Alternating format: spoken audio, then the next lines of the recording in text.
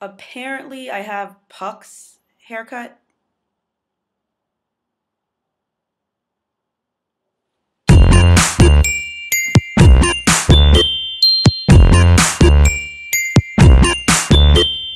Hello, Blake here for another Thursday video thing. Okay, the topic today is the Glee effect, oppression to obsession, and I didn't know what to do with this topic because I don't watch Glee. I seen one episode of Glee, the Britney episode, because I have this unhealthy infatuation with Britney Spears. But that's beside the point. I think it's safe to say that I don't watch Glee. But I do know a little bit about Glee because, like Hunter, I am a frequent Tumblr user. And I have a lot of friends who watch Glee for different reasons. I think I'm gonna try to stick to the whole queer angle of Glee and try not to regard the music much, what I thought was the point of the show. I thought the show was supposed to be a type of High School Musical type thing, but instead of every few years, they had an episode every week. I don't know when or how it changed into becoming a show that became an icon for gay culture. I think it's interesting that many people, queer or not, have latched on so strongly to this show. I think it's safe to say that it took Glee to bring teenage queer identity to the front lines of entertainment. Even though there were other television shows that I personally watched that were queer gay TV, like Degrassi, they added a transgender character to their lineup this past season. I think those shows did a good job at creating an experience for their characters with which their viewers weren't able to form stereotypical views on a whole identity. With Glee, I fear that they missed that type of mark. I fear that many people who watch Glee, especially the younger people who watch Glee, will only see the queer interactions or the queer identities that are shown on Glee as that. They only see Kurt and Blaine as the only two types of male queer identities, and they'll only see, what are their names?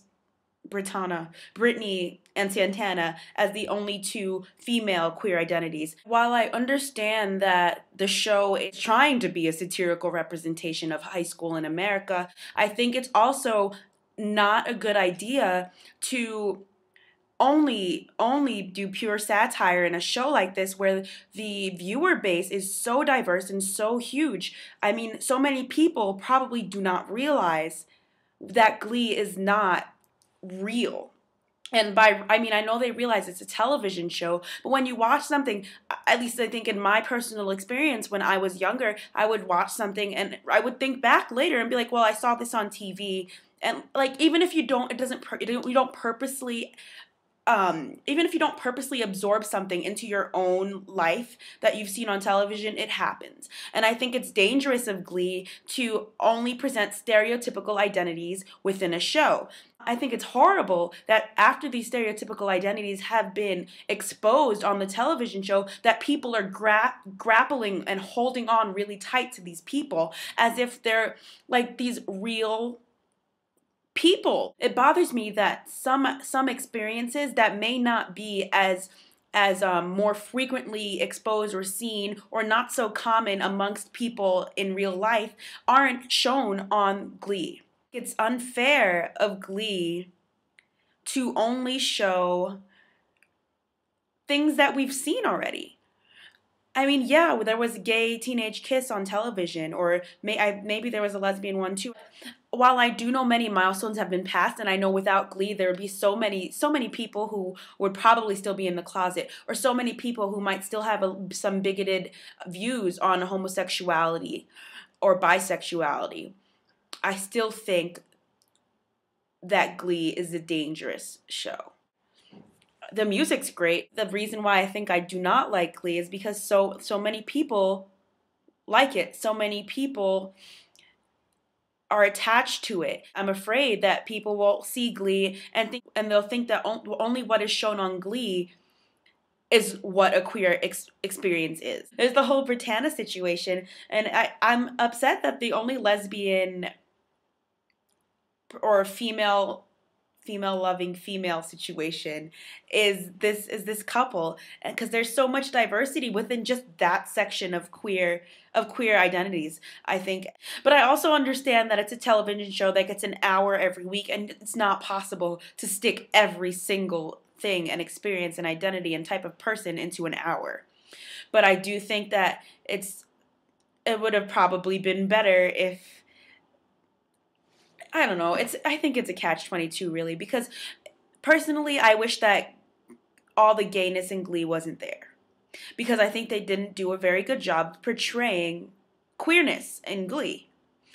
But I also think that it's really great that Glee has decided to insert some level of queer orientation, queer identity, queer awareness into their show, because before that, all we had was a few other shows on cable television like Degrassi, which, while in my opinion were good at portraying diversity in queer identity, were on cable, so not everyone could actually acquire those shows and could actually sit and watch those shows. So I do think that Glee has done a very important thing, and the show has definitely made a huge mark on television and on society in America. People who just had ignorant viewpoints on queerness are getting taught something, and that's good. But I wish they were getting taught more, and I wish they were getting taught a bigger array of things than just the 1, 2, 3, 4. I'm happy they're seniors, and I hope Glee's finished, because I think it's done everything that it's going to do, unless it decides to do what I want it to do and put in a trans person.